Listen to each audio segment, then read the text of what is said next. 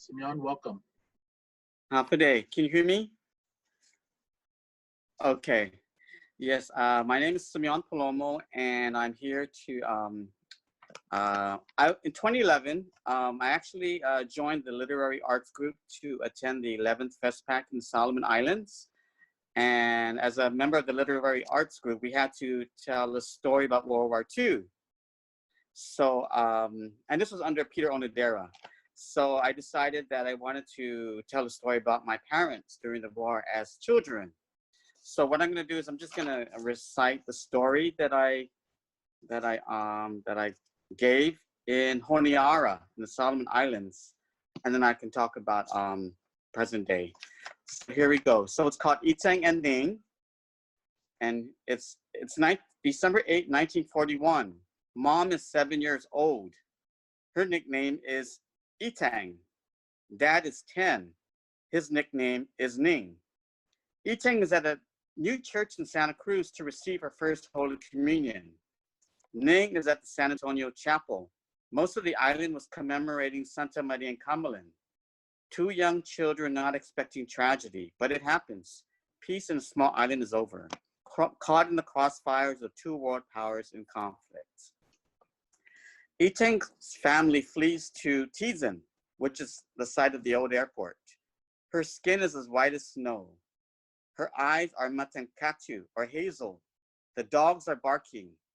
The Japanese soldiers are coming to trade rice for eggs or chicken. Hi, Itang, the mom says. Itang's mother spreads the guafak, or a mat, on the floor.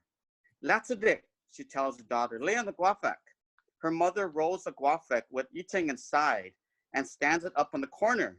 Her mother whispers to Itang, don't cough, don't sneeze, don't make a sound, and keep still.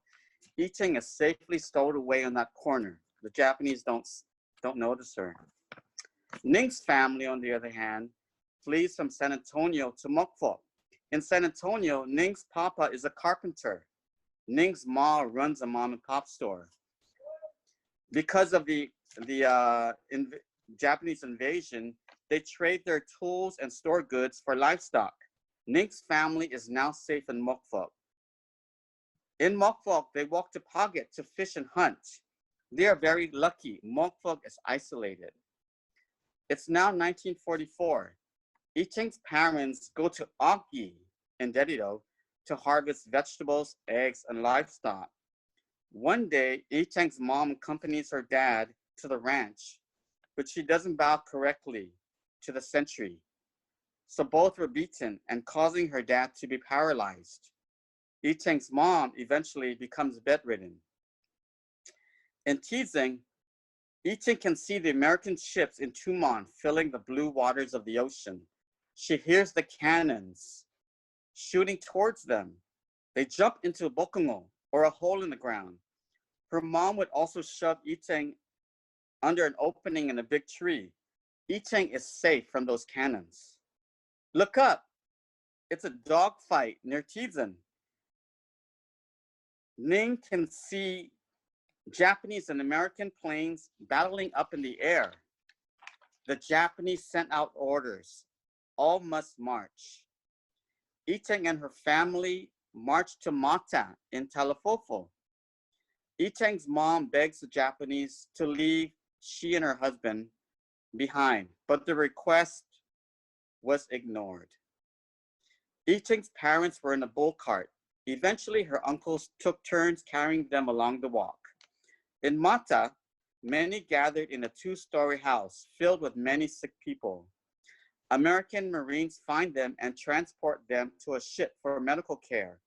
Chico, Itang's eldest brother, Frank Balahaja Manabusan, was among those who witnessed the signing of the Japanese surrender aboard the USS Missouri.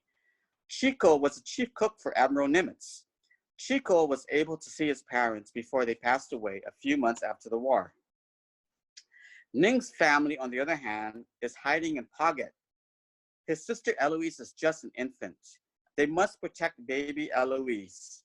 They have a cow, and Eloise needs the milk to survive. They decide not to march to Menangan.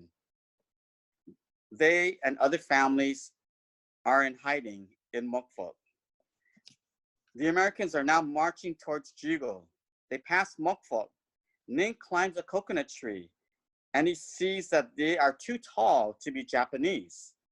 Ning speaks to them in English, which surprises the American soldiers of his excellent English. They ask him what he wants. Ning says, chocolate candy. They're surprised that the Chamorro kid would want such American treats. But the American soldiers don't realize that Ning's family had a store in San Antonio. It's 2012. Yicheng and Ning are married 54 years. They never talk about the past, but it happened. They move on, but they do not forget. That was the story that I did back in 2012 in Solomon Islands. Just recently, this year in 2020, my mom's father's ancestral lands in Augie, behind the new hospital, well, actually it was a few years before that, they were returned back to the family. And I decided, and we were all given our share, so I decided to clear my property and start growing some flowers in Augie. So I was doing that for the last couple of months. And because of this virus situation, my mom moved in with us about 5 months ago. And so every time we go to Augie, we take her with us.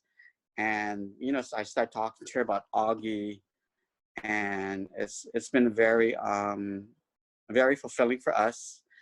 Some of these slides actually are, this is part of my business, but in Augie, I'm not sure if there's any slides with my mom. Oh, this is in my home. Okay, this is our ranch in Mongmong in Tsotsugo. So that's our business. We do where I live is where we ranch, and we grow tropical flowers for our business called Ecoflorals. But now that we're farming in Augie, we are now creating a satellite farm for our business.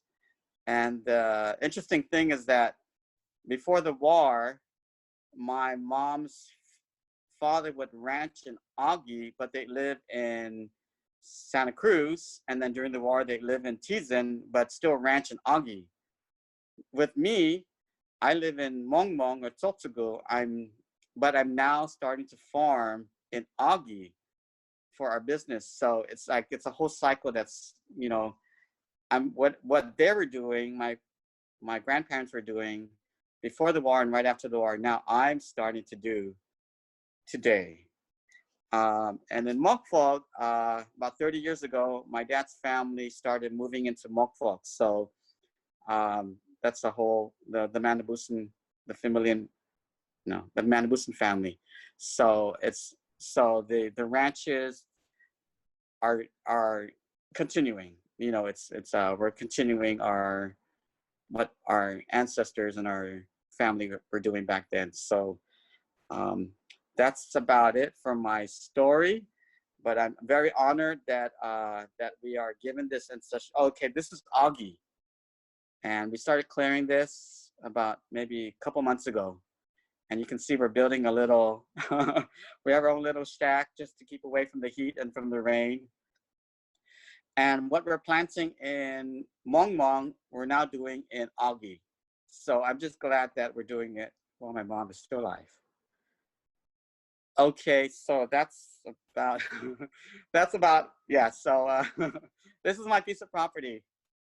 So we have 10 in the family, so each of us are given a piece of property, and then all of my other cousins, we're all given back our family land. So I'm just glad that we have the privilege of doing it. And now my cousin Juan Manabusan, he's also okay. That's my son Ben. And yes, so you can see that we're starting to clear it. And now my first cousins, now they're starting to clear it. I've been posting on Facebook, and they're reading my mom's stories, and they're seeing our progress.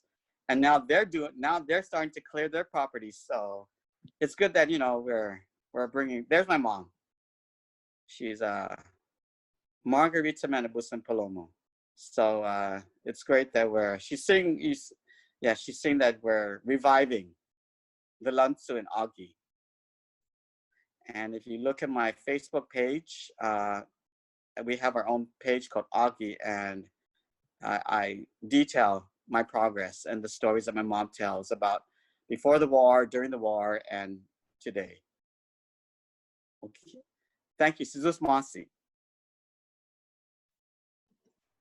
Sizus Masi, Simeon, for sharing with us a piece of your family history and taking us through a beautiful journey through this land that you work. I think you give us a good example of how in the 21st century, the land does sustain us, and it can also make us successful, whether in business venture or otherwise. I think